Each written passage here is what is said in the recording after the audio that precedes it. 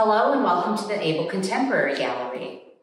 I am pleased to be joined today by Ryan Myers. Thanks for coming, Ryan, and thanks all of you for coming. Ryan is one of 3 artists in our feature show right now. His functional and sculptural work is being shown alongside the work of Tom Bartel and Stacey Johnson-Hardy, who could not be here today. So a little bit about Ryan.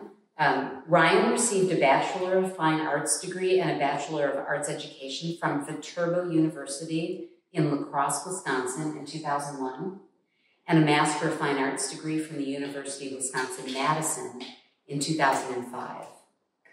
Ryan has taught ceramics for nearly 2 decades at workshops, as visiting artists at universities, and as an adjunct professor at Viterbo University. Most recently, he taught advanced ceramics at Madison College. Currently, Ryan works full-time in his studio, maintaining relationships with galleries and exhibiting across the United States. Thanks. Thank you. So, you had a show 2 years ago called About Face, and we had a conversation, and we really talked during that conversation, which is available on our website if anyone wants to go back and listen to that. We record all of these talks. We talked a lot about the beginnings of your career and just as an artist, and really a lot about the work and the meaning of the work and the symbolism and subject matter. So I'm hoping that this talk could be a little bit different. And we've known each other for quite a while now, and I think it would be really interesting to talk about your life as an artist. And I think it's really fascinating because we started to show your work just after you graduated, I believe, shortly after you got your MFA.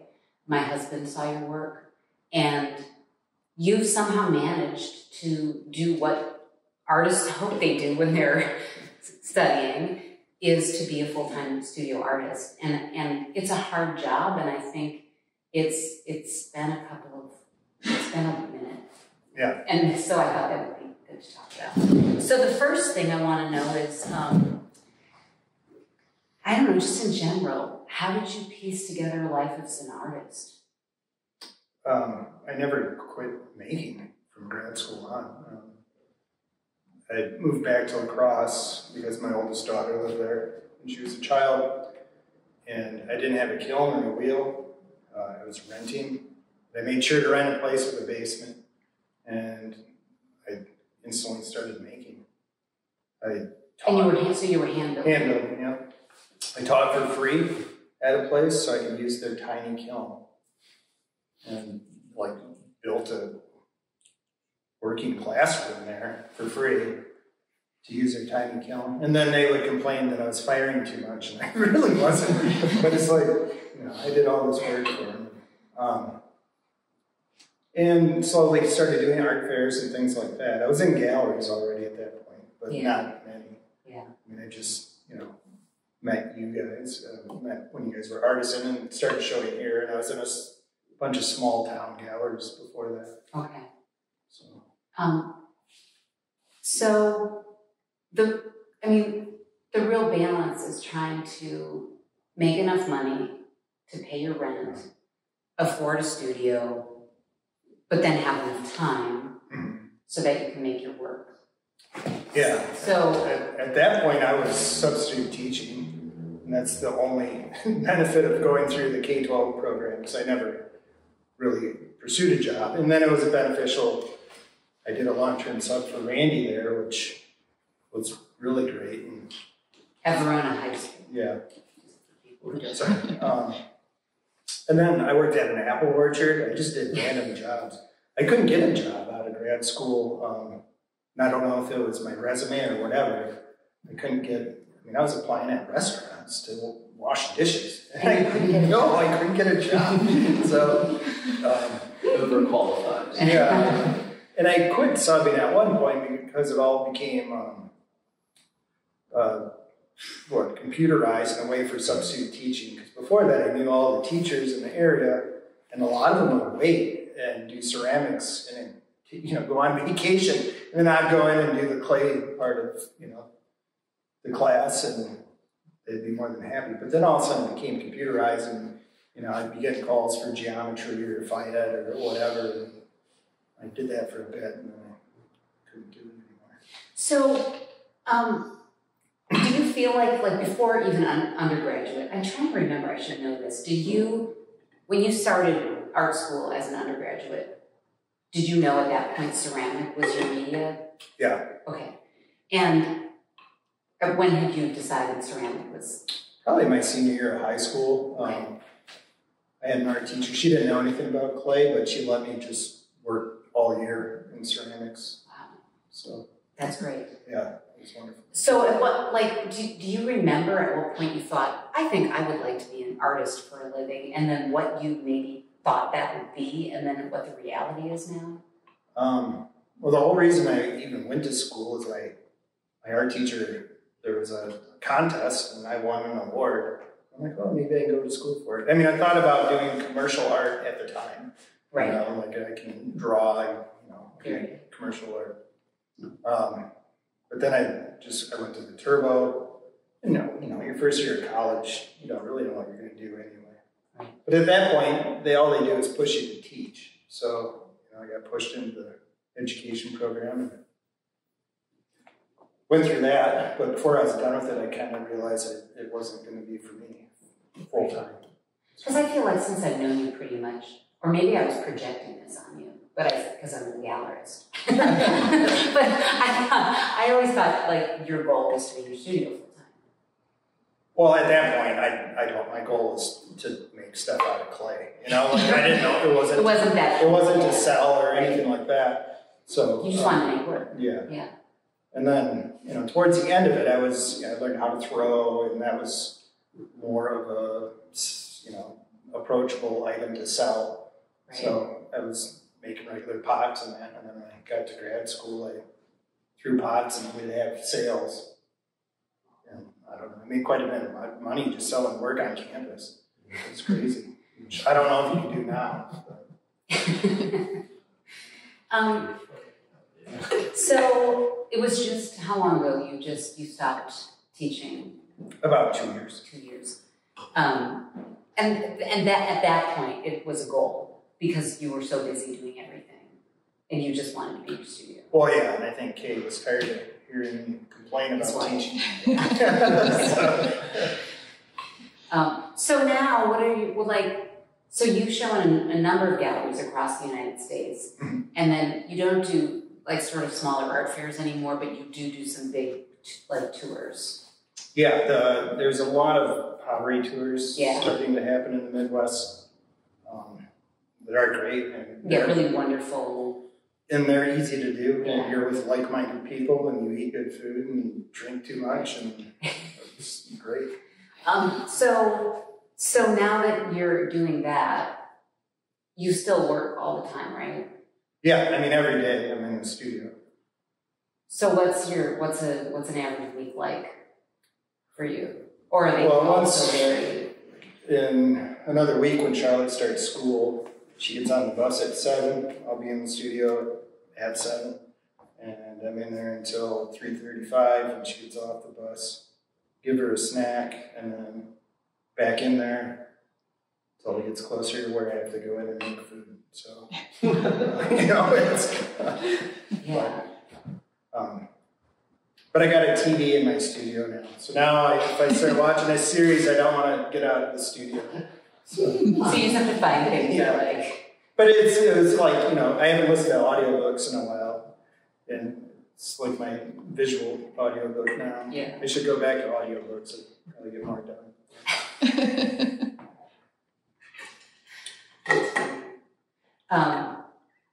So the one thing that I think about you as well. So anyway, I think you're interesting because I've been able to see you get to a place where you're a full-time studio artist and you're so well respected in the community, I think. But I feel like even really early on, you had a really, really clear voice and visual vocabulary. And I guess I'm wondering, did that just sort of come easy for you? Or did you have an instructor who gave you good advice? Did you know you were supposed to do that? Because I think for some artists, they go to school and they might be learning the technical things very easily, but it's really hard for them. I mean, I've heard a lot of people say, I don't know what to make, or how do I come up with my own style or my own story to tell? It just slowly happened. I mean, I definitely wanted my own style. I mean, professors pushed you towards that. At least in grad school, you needed to start having your own voice. But when I got out, like I was in grad school, I was making huge sculpture, and I didn't have a kiln. So I started just making sculptural pots, and slowly, you know, one idea would lead to the next, or looking at a form, I could see, you know, 3 different ideas from a certain form that I'd make. Yeah. And it just takes time, I think. I mean, right. I mean, how did your work evolve? Like, it's slowly. You know. No, I know. Yeah. Well, you know what? But I think maybe this is why I think that for you it seemed almost innate. When I was in art school, I felt like the ideas for me were the thing that came easy. I felt like I always just had ideas, and I always had ideas of what I wanted to do and the story that I wanted to tell. And I was honestly like, if I went back into art school in all my classes, I was kind of probably technically very middling. Like I wasn't terrible, but I wasn't the hotshot technical artist. So I had to learn all that stuff, but I always felt like I knew what I wanted. So, yeah. And then back then, and then I wished that I wanted to be a technical hotshot.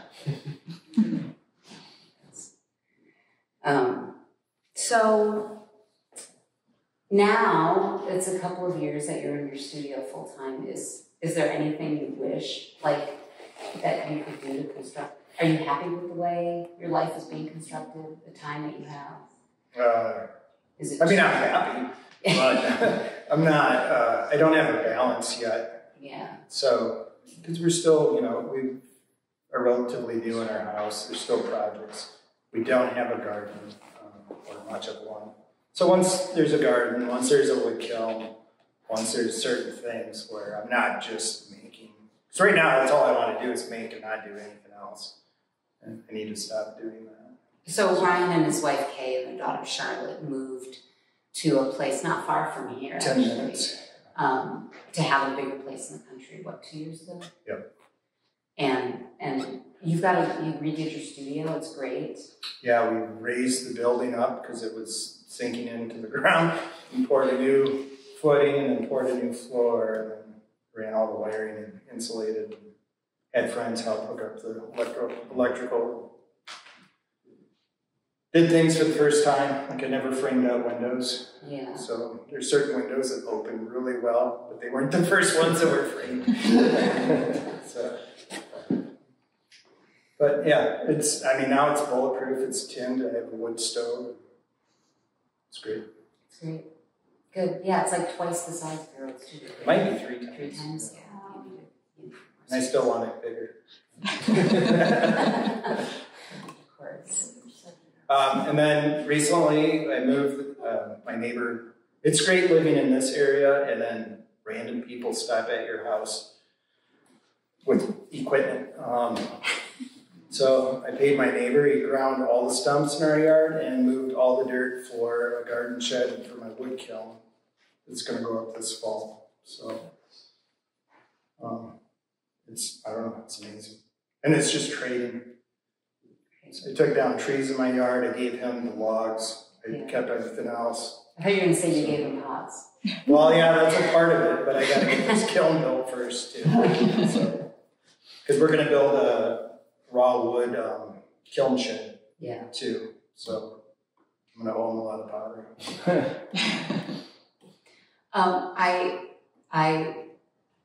I love the sense of community that I feel like runs throughout the ceramics community, and so so many people. You are co-curating our annual cup show this year that happens in November and December. And you're curating that with Rochelle Miller, who is a good friend of yours and a friend of ours. And shows her work at the gallery. And you two started a podcast. Tell us about your podcast. It's Shelley's podcast, and I'm just there. It's called Altered Potters, so we alter ourselves while we're interviewing people, and they can participate or not. So mainly so far it's just drinking. Randy was a part of one, and it was really great last summer. I think we consumed more than average. You were a part of that. So what happens is you choose a ceramicist to interview, and the three of you get together in a room, right? And you pick a cup by a ceramicist that you're excited about. So when the podcast opens, you'll say, I'm drinking out of this Peter Pincus cup, and this is what, and I'm drinking this really great bourbon, and then you say what, and then you continue to talk, and as the podcast goes on, it gets sillier. But it's interesting. Yeah, no, it's fun. I mean, I've listened to a lot of other pottery podcasts, and at first I thought ours was just dumb. I mean, ours is fine. It's different than everyone else's. But we go off on tangents, and we have to... I usually try to bring the conversation back to Clay, because Shelley goes off on carpet cleaners or whatever. It's good. Yeah. So we need to be more consistent, but Shelley is, I mean, I'm busy, but Shelley is busier than me and keeps signing up to do more things. So yeah, she could actually be part of this conversation about how do you balance your career, because she's teaching now and has kids. And on the school board. Yeah. Runs 10 miles a day. Yeah. Sells from Artful Home. Like, I don't know, it's crazy. Yeah. No, it's really crazy. She'll make things that need to be fired the same day. She'll make things force drive and fire them the same day. Place them the next day and then ship them. That's crazy. Maybe you shouldn't tell people that.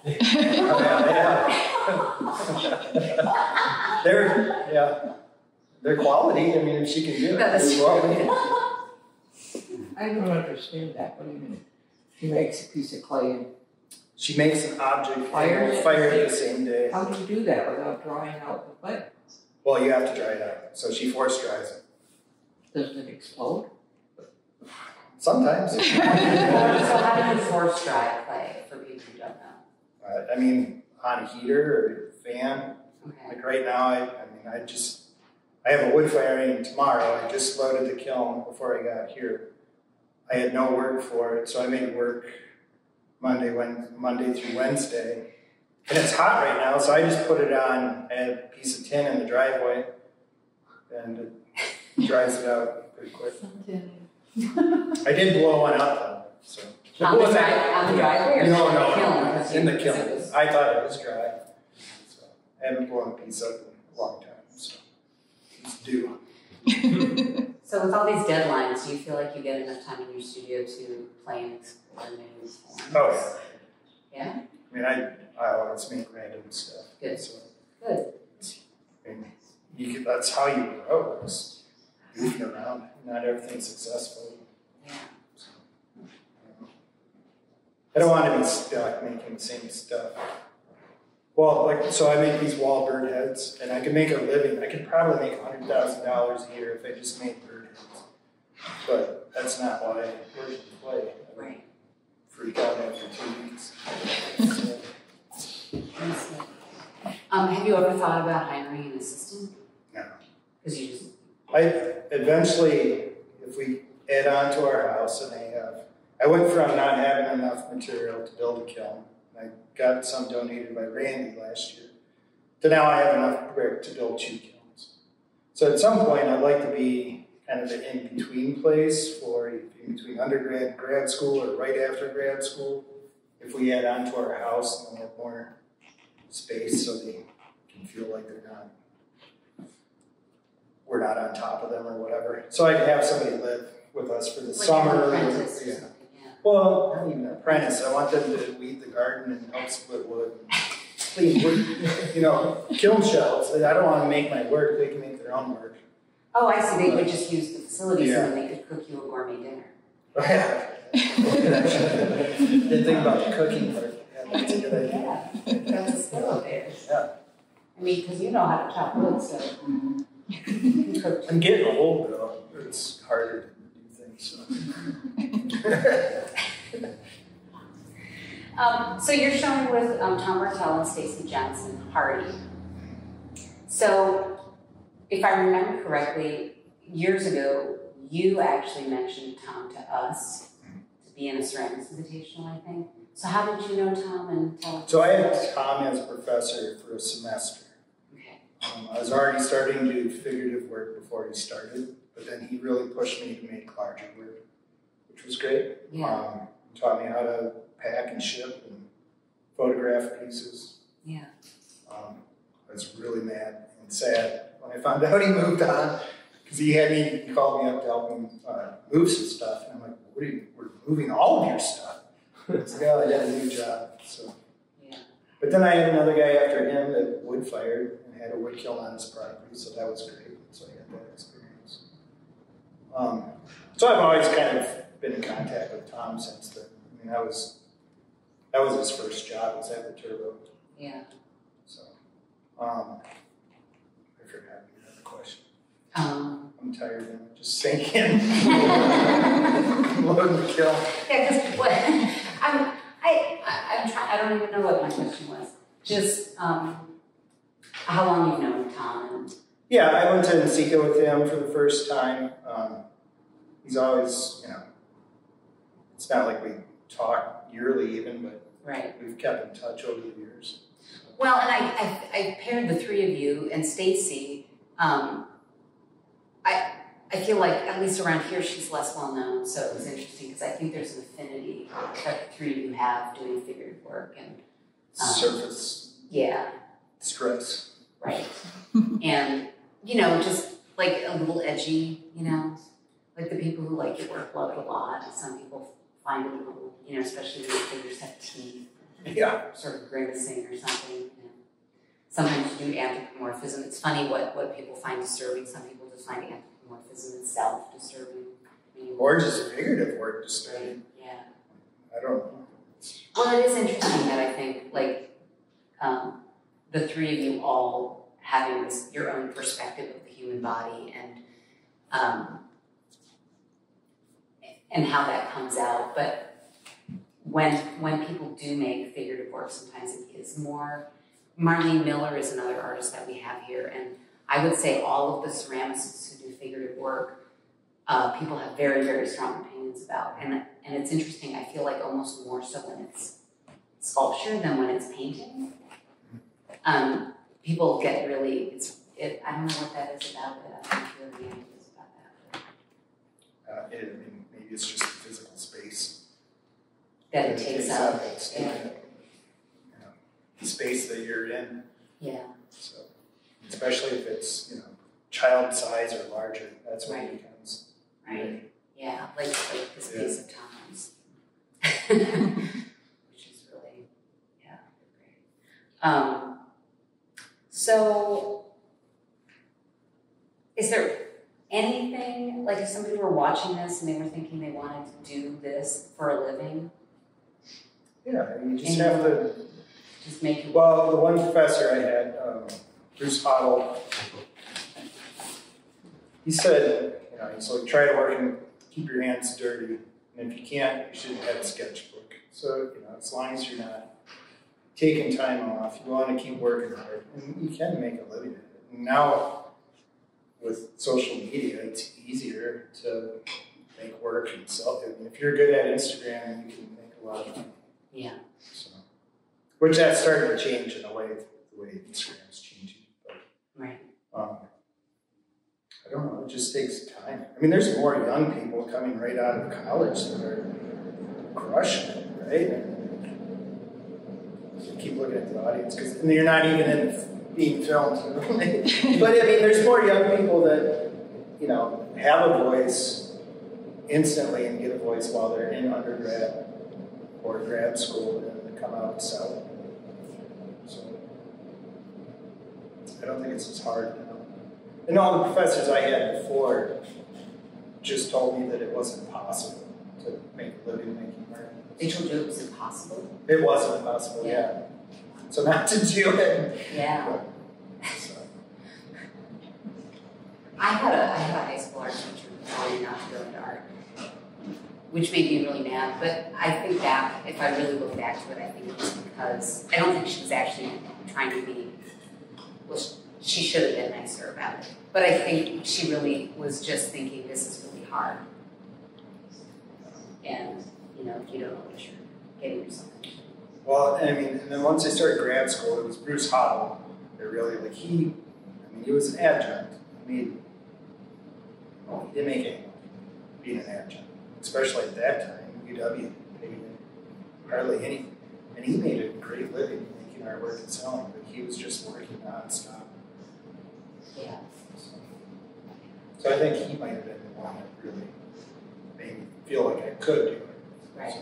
Yeah. Well, and despite all of it, like, it seems like you have a general drive, like you want to be in your studio. Yeah, I don't know what else I would do. Like, there's only so much wood I can split. I don't need any more, you know? So that's the only other thing I enjoy doing.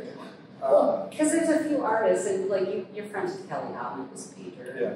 And I always think that, like, she and I sort of joke that you two are separated at birth in some weird way, because you have very similar habits. Like, I think even if you didn't have a show commitment coming up, or you weren't under pressure, like, all you two really want to do is be in your studio. Yeah. Yeah, I mean. And then watch some television while you're. Well, yeah. I mean, Packer. And watch the There's Packers, preseason football on right now. Sorry. Are you listening? Yeah.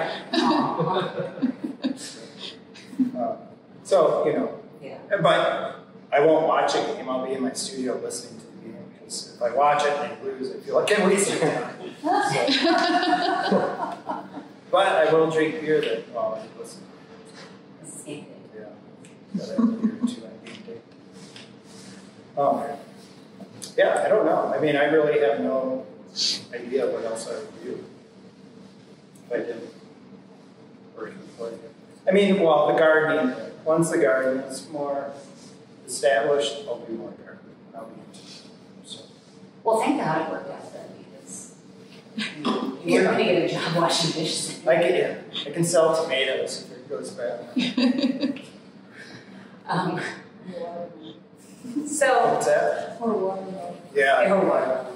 Any questions from anybody? I got one. How do you decide which things should be functional pots versus just sculptural work? So, like, I'm looking at this and I'm seeing handles over here. How do you decide? Well, I mean, some of that scale, like that would be a very large, heavy pot that was functional. But I have made double head jars before. I haven't made many. I don't know. I mean, 99% of everything I make now is functional.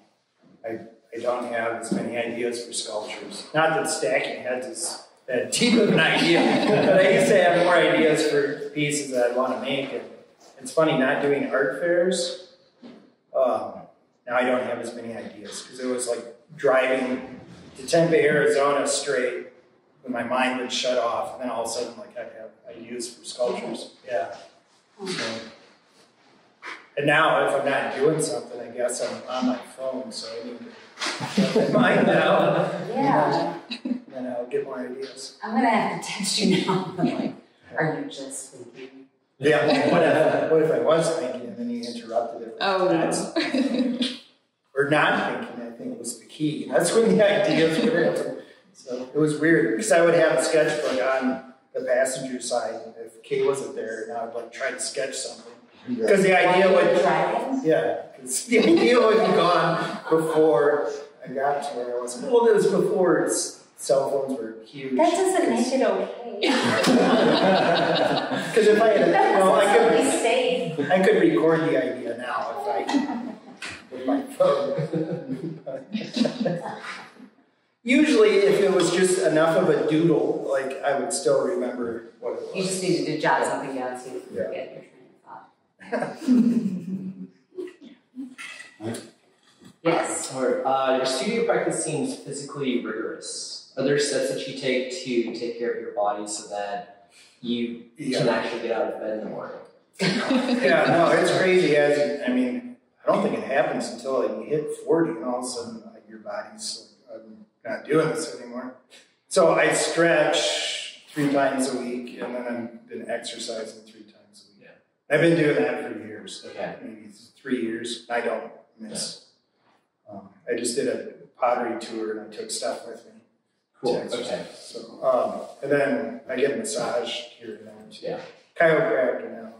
Okay. Chiropractor in town is great. Okay. Because I get a sciatic nerve pinch, and then I'm out for like weeks, and it's horrible. So try not to get, prevent that. Gotcha. Okay.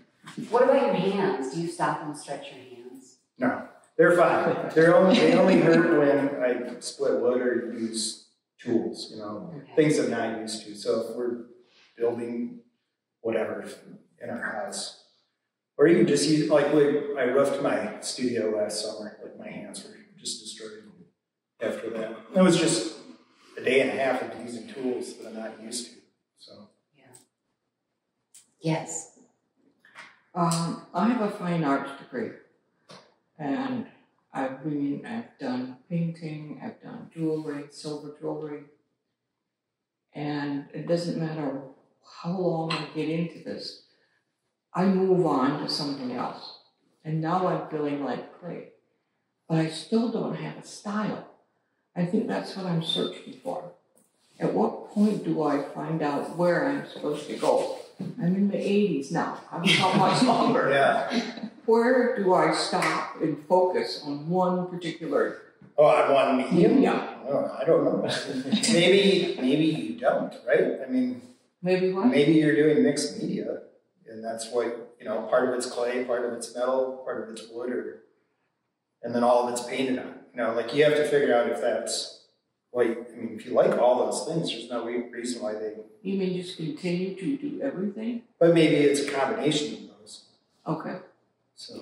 Can you combine them, you mean? Can she combine them? Yeah, maybe. That's what I'm talking about. Like, that's what I would do if I was interested in a lot more things. The only other thing besides clay I really liked was printmaking. And I was a dirty printer, and thinking of a 2D image of anything took me forever. But once I had something, I would carve wood blocks, and I would just sit and carve until it was done. And I loved the carving, but I wasn't good at the printing.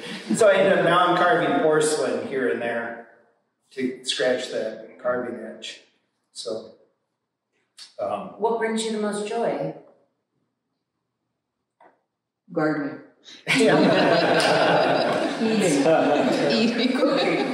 Maybe you need to make garden art. Yeah. Gardening is an art, isn't it? Gardening is an art. Yeah. Do you have a studio? No. Well, I actually do have a room in my house that's just for that. Because I'm of that nature too, and it's all in my studio, and I work at home and in my studio, and depending upon, you just get, I don't know if it's overkill or what, but I'll look at something that I haven't worked on for a while and get real inspired, and I do go back and forth. Okay, so just Denise just got one thing. You do. That's the only thing I'm good at. One professor told me though, stick to one thing and you'll be really good at it. But I don't want to. Yeah, well, then don't. Yeah, you can stick to one thing, but then put it aside until you want to go back to it. And that's what I've been doing. Oh, that's good. But I wanted to see what he did with clay, and if I wanted to do clay, how do I start? Yeah, I mean, I don't Just know get what a lot of clay and get to it, but I don't have a kiln. Take a class. Yeah, where do you live? Class. Where do you live? Well, I've taken classes. I did at Beloit College, I did at Whitewater, Oh, you're way classes as well, but I wasn't interested. But all of a sudden, I feel like I'd like to work with my hands again, in like the dirt or the something about getting old. You know, if you have a minute after the talk is over, I could talk to you about some places that I think you could rent space and use use their equipment. You know, I live in Janesville. Okay. Mm. We'll talk after the end. Sheena Like you Lee. said, a sketchbook. Always have your sketchbook. Well, right, and I always do. But Yeah. Sheena Lieb was a UW-Madison grad. I don't know if you know that name. But she was a glass artist. And she was on her last year of grad school when I was starting. And now the work she's doing is metal, glass, and ceramic combination. I mean, it's amazing stuff. She's doing work that's mainly based around food and desserts right now. She did all these really amazing French desserts. Have you seen her work? I don't know. And then she did the American desserts, so it's like Twinkies and cupcakes. It was pretty great. So, Did you have a background? okay, yeah, I was just gonna, like, you had mentioned, like, he does the same thing, or he has one thing that he does, and really there's, like, multiple forms, and some are functional, some are not, but I think the reason we look at it and think it's so cohesive is, like, how many faces there are, like, everything has a face on it. Can you talk a little bit about that, like, why, like, what is your interest in the human face, and what does that add to the functional works? I don't know. I mean, that's what I do. Maybe it's because I'm not good at form outside of throwing a face on it, you know. I think it goes back to, like, I grew up around antiques and I was always interested in things that have a past and some history. And I feel like, you know, putting a face on it and making it dingy, it looks like it's more historical and has some history behind it. Because it's something that everyone can instantly recognize and have a reaction to pretty quickly, you know, good or bad. But also, because I've shown your work for so long, I mean, things that you were inspired by when you started doing sculpture and things. Because some of your work was sculptural. A lot of your MFA work was sculpture, right? Yeah. And it was these figures. And you were interested in ancient Mayan work and other South American work. You were interested in cartoons and characters and comic books. And so then, and I think it just makes sense that you had really created this definite style in sculptural work. So when you were starting to do art fairs and stuff, you thought I have to make functional work, that it became an extension of what you were doing in sculpture. Yeah, I mean, people are more apt to buy something with an implied function. I mean, I made a pig teapot, and I made a video of it pouring, and I put it on Instagram because everyone has their pouring videos, and it doesn't drip at all. And this one is just like, it was horrible, you know. But it sold instantly because it has an implied function. But my work started off like being child-based or around having a child, because I had my oldest daughter was born when I was in undergrad, and then in grad school. I had her every weekend. So I'd go back home every weekend, or else I'd have her with me at school. And I'd take her to art history courses and stuff. It was ridiculous. And she was great. She did all of it. But the worst part of it, I didn't have a stroller. So I'd have to carry her 2 miles home at the end of the day, and I'd just about die. But that's how I met my wife, because Kaylin was instantly excited about my wife before she was my wife. It was fun. So, you know, it started around her and then toys and stuff like that. And then I feel like once I got out of school, you know, things just slowly progressed the way that they are now. So I have a couple of comments. One is that hearing you talk, one thing I'd say is I'd really like to work with artists who are going to make their work where anybody shows it or buys it. And you seem to fit in that category. You've got to make the work, and I think that's a wonderful sign. The other thing I wanted to comment on was about inspiration or thought. And I think this is important for us as human beings.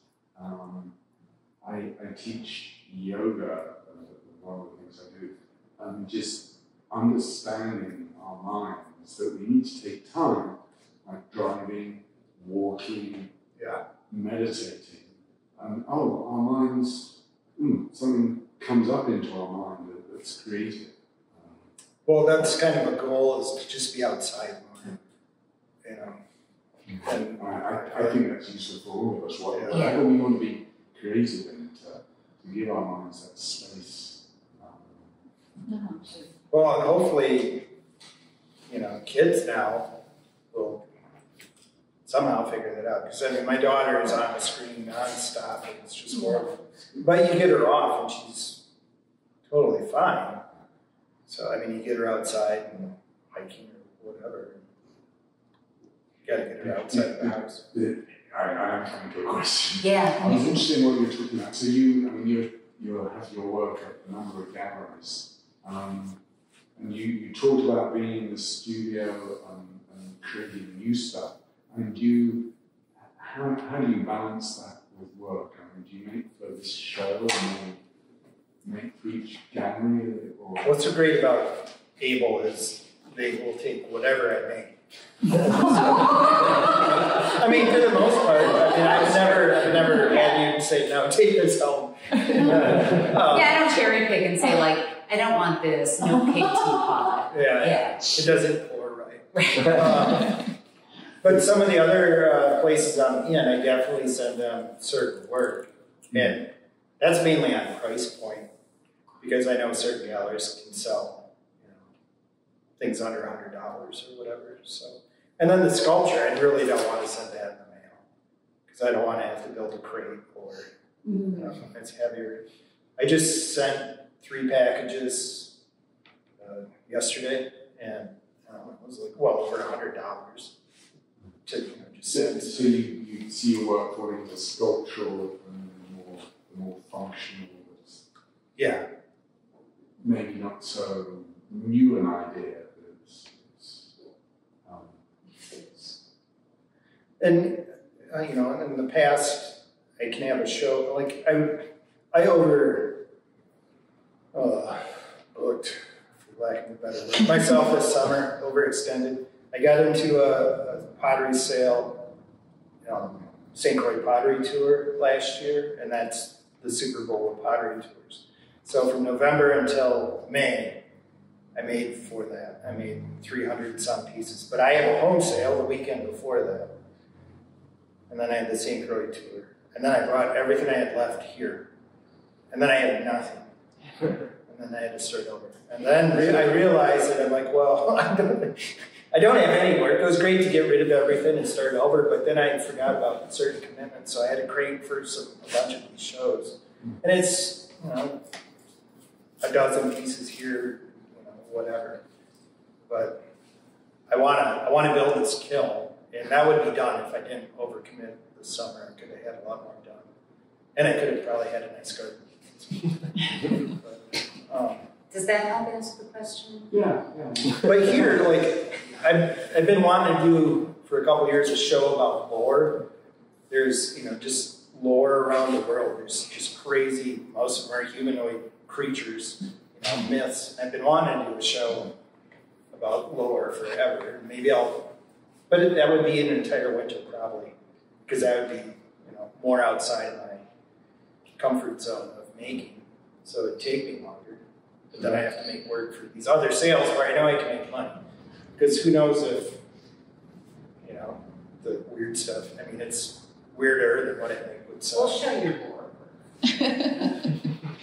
Because we take everything. Well, one time, at the old gallery, they had a creamery, and I was like, I'm going to make huge blocks of cheese and carve them.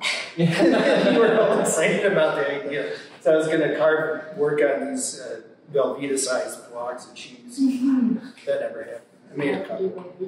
Thank you for translating your imagination into something that we can purchase. Thanks for purchasing. Tell me your question. Well, I was just going to say initially, you're answering all the questions initially where you didn't have an answer to, but how it comes out, and when someone mentioned about the heads, and you just said, well, I just make them. But when it goes back to your interests and the lore and the myths and the things that I recall an old artist statement of yours from back, and when you reread it, you'll see that those things that, like you were saying, the old ancient, besides mythology, but the symbolism and things that come out in your work because of your interests, and it all comes out because of your interests in children and comics and everything united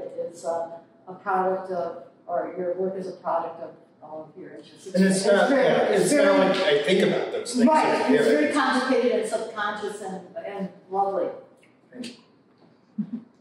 Well, because I think a lot of artists, you actually, the thing that you have to do, which is really, sounds really easy, but it's a very hard thing to do, is to kind of go to your studio and turn your brain off and just allow yourself to make stuff and not over-edit yourself, and I think that's what you are able to do. So that's when people say, like, what's it about? You're like, no, because you're just allowing yourself to make your work, right? When clay is more immediate than painting a painting or working in glass or carving stone or anything. So it's like you can make multiple things and then react to what you've done quicker. And if you don't like it, you can smash it, write it down, and reuse the clay. You know, so it's. And the other thing that you really don't do, like Tom and Stacy do, you don't distort as much. You're very. Yeah, so some of the distortion happens without trying. Right, but you were saying about braiding things and that you don't really do anything with the broken, you just start fresh and create. Yeah. Your style is really wonderful. I want, when I die, whoever buys our house to find the biggest shard pile ever. For a mosaic. Well, hopefully not. I'll come back if they're going to make a mosaic out of it.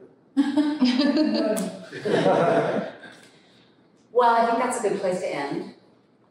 You could certainly stay and chat with Ryan for a few minutes if you want to. I think then he has to go to his daughter's birthday party. With 7 9-year-olds at our house. Or maybe you want to stay there. Yeah. We might have beer and food. Yeah. So thanks everybody for coming. This show is up through September 8th. There are 2 other really wonderful shows up right now. There's our 3rd annual painting invitational, and in gallery number 5, Candace Compton Pappas has a wonderful show installation, which is paintings and sculptures and things. If you haven't seen it, it's totally worth going upstairs. And then I'm also going to just plug that for ceramics fans, our ceramics invitational is coming up, which will be the 21st year that we've done it. It's a great show, and it opens on September 20th. Ryan, your work is great. Thank you. Thank you.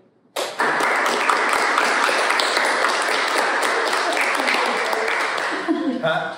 I'm watching you get observed. Yeah. I hate stuff like this. I did a talk at it in Seattle one time, and I was told that I did a demo. I was told there'd be 20, 25 people, and I got there, and there were 600 people. Yeah. 600? Yeah, I had people sitting by me. It was crazy. Wow. In Milwaukee. Wow. But I sold $1,500 worth of pots instantly when that was done, and that was great. It's all cash.